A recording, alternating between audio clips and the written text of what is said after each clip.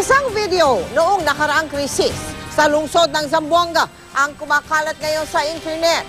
Makikita sa video ang mga pinaniniwalaang bihag ng MNLF Miswari faction na ayon sa militar ay ginawa umanong mga human shield.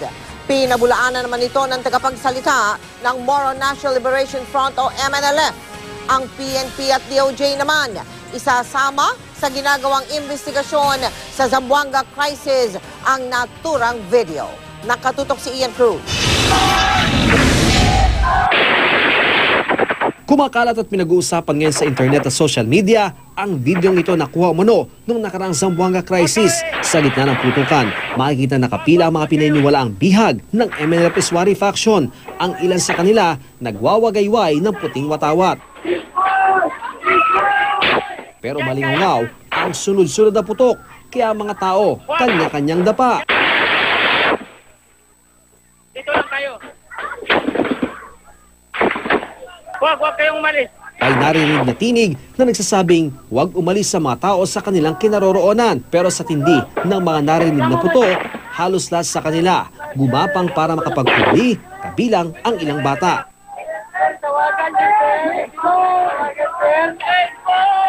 Habang nagkakagulo ang mga umano'y bihag, makikita namang nakakubli sa isang gusali ang ilang umano'y MNLF fighter.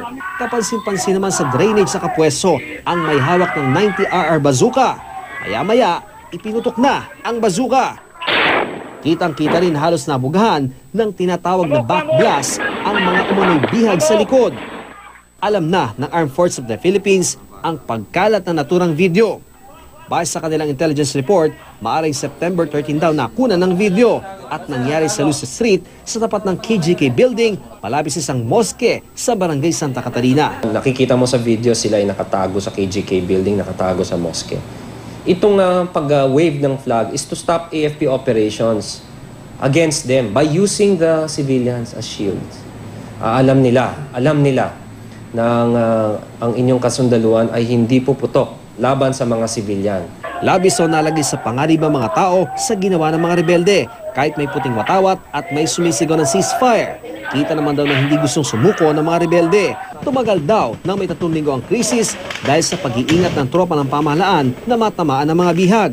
Ayon sa AFP, ang pinakamahusay na tropa ng pamahalaan ang nakadeploy sa lugar. Karamihan, naka-M4 rifle na may optics, kaya precise ang tira. September 17, nailigtas lahat ang mga bihag sa KGK building. Sa kabuuan, 12 sibilyang namatay sa krisis kung saan 195 ang na-rescue, 20 sundalo at 5 pulis ang nasawi. Habang nasa 208 na rebelde ang napatay at 295 ang na-aresto o sumuko. Hindi pa natutuntun sa ngayon kung sino ang kumuha ng video at nag-upload nito sa internet. Nakausap ng GMA News sa telepono ang tagapagsalita ng MNLF. Hindi pa rin niya napapanood ng video, pero tiyak daw niyang hindi gawa ng isang MNLF fighter ng video dahil kahit sa ang laban, wala silang video. Lalong hindi raw gagawing human shield ng MNLF Miswari faction ang mga bihag nila, lalo na mga babae at bata. To me, it does not make any sense na magdala ka ng hostage, lalabas ka doon, and 6,000 talo ang nandoon, datnan mo. That is insanity. Ipinanood din namin sa PNP ang video at anya, pwedeng magamit ng video sa investigasyon sa Zamboanga crisis. Revealing, and if it is legit, sana po pag-aralan o masusing pag-aralan ng mga prosecutors at investigators. At ang PNP na tumutulong din sa investigasyon ay sana would look into this, and as well as the DOJ, sana makita nila nito. Sabi naman ng Department of Justice, importante natin suriin ng husto yung video na yan.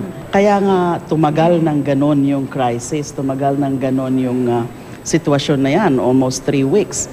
Because nga, ingat na ingat yung government security forces. Ian Cruz, Nakatutok, 24 Oras.